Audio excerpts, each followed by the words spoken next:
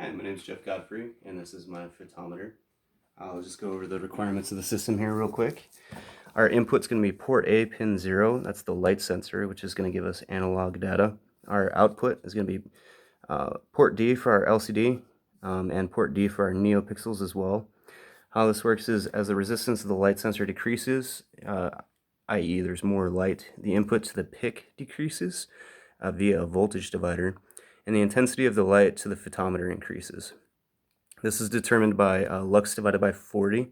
I decided on this calculation for my lux intensity because the ambient room light was measured at about 43 lux average. And I always want one light lit, at least for ambient room light. The number of lights that light up is going to be calculated by lux divided by 125 plus 1. This is because I always want one light lit. The maximum that I've measured with this sensor is about 2000 lux. So we'll have anywhere from 1 to max lights lit. The constraint is I want to be able to measure lux to within plus or minus 5% of a cell phone light meter app, specifically the light meter from the Google Play Store. Just going over the flow chart here, there's not a lot of decision making going on. This is pretty hardwired to just constantly keep looping through. So we start the program, receive input from the light sensor, which is going to be analog data, convert the analog data to digital, and calculate the lux and voltage given that digital conversion. And then using lux specifically, we're going to set the lux level and lux intensity with the calculations given previously. We'll output the voltage and lux, the numerical values, to the LCD. We'll set the neopixels according to the lux level and the lux intensity, and we'll display those neopixels. Then we'll check to see,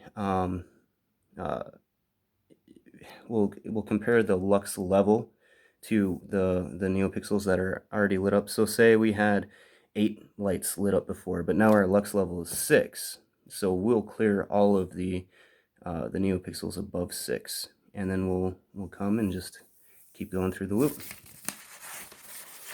Okay, so over here, right now we've got ambient room light going on. This is just the ceiling overhead lights lit. You can tell from the phone we've got, I'll back up just a little bit. There we go, about 42 lux, 41, 42 lux. And then if we look here at our meter, we've got about 43 lux. So we're covering the light sensor. This one keeps changing, but so we're within plus or minus 5% of our constraints. So we do meet the requirements there. Now, if I turn off the light, the overhead light, now we're showing 6 lux on the phone, and we're showing about 37 lux on our PIC. That does not meet constraints. I'm going to assume, assumptions are probably a pretty bad thing, but I'm going to assume that the sensitivity of the hardware in the cell phone is greater than the sensitivity from my system. So this would be good for minor light changes, nothing huge. And I think that can be proven by if we look over here. And full disclosure, I chose this project so I could show off my beautiful herb garden. So now you know. If we take our cell phone light meter and we go directly under the grow light here, we're showing about 65,000 lux, and it just keeps going up closer as I go. So we're showing anywhere from 60 to 70,000 lux. Now if we use the PIC photo sensor here, and you can tell we've got our voltage divider right here. Our V out of the voltage divider is going into our port A, pin 0. We've got our photo sensor ground. We've got 5 volts going to a 1K ohm resistor. So we'll go ahead and take this puppy. If we pay attention to the light meter here, pretty cool. As we get more and more light from the grow light, the lights get more intense and more of them are lit up. So pretty neat. However, as far as the lux goes, we're showing anywhere from, it just kind of bounces around here, anywhere from 1,000 to 2,000.